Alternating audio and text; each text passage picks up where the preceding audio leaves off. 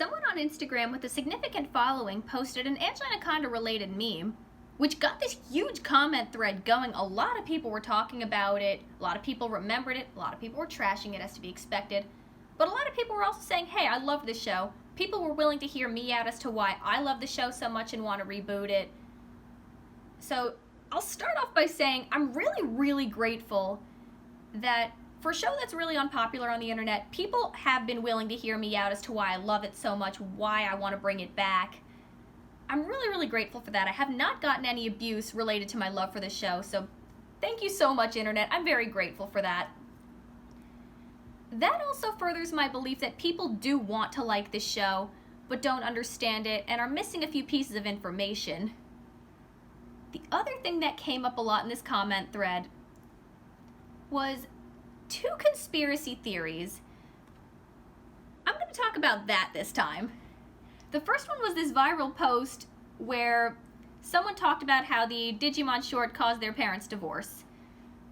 This is the story. Okay, starts off, this short caused my parents' divorce. I believe this started on 4chan. The story goes like this. Didn't know at the time that parents' relationship was rocky. I begged to go see Digimon movie. Parents agree, but I don't realize it's for them to spend some time together as well. Get to theater and excited about Digimon flick. Can even afford popcorn and drinks. Parents look happy. Angela Anaconda short comes on. Parents also don't speak very good English. My little boy mind can't comprehend all the fuck going on. Parents are utterly confused by this Canadian fuck running around in a Digimon suit. I start crying and they pull me out of the theater. Mom and Dad start blaming each other for going to the wrong film. Dad throws away the popcorn Mom wanted. Lots of arguing and I'm still crying. Get out to parking lot and drive off in a rush. Get into accident in parking lot. Dad moves out a month later. Fucking bitch of a whore, Angela Anaconda ruined my life. I don't think this is real. From an outside perspective, considering the reputation the show has, this definitely feels like an exaggeration, and you don't know what's real and what's not on the internet. But I wouldn't be surprised if someone greatly exaggerated some events and was looking for an excuse to trash the show because that was the cool thing to do on the internet for a while. A friend of mine, while I don't go on 4chan, I'm way too scared of it, a friend of mine is very frequent on the site, and that person says that this same exact post and this same exact story has been used other times for other shows, for other unpopular things. So it's hard to say whether or not this is a legit story or whether or not it was copied and pasted from something else, which very, very possible. But if on the off chance that it is real, then that really sucks. That really sucks that this movie and these memories are now associated with you, but it really wasn't about this. This was just the straw that broke the camel's back, because if the parents' relationship was rocky, which the beginning of the story says, then it could have been anything that triggered this same outcome. It could have been a Disney film or a Pixar film. Disney, Pixar. Could have been Warner Brothers film. It could have been anything. Could have been Star Wars. Could have been South Park. So again, considering the reputation the Digimon short has, and honestly, I personally don't find the short all that bad.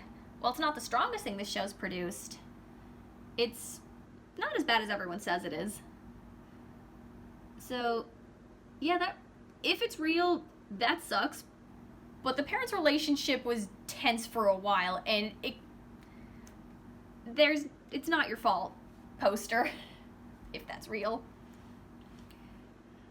I swear to God, now that I've said that, I'd be curious if the original poster found me and said, "Oh, it's real, you are terrible." I feel like that's gonna happen.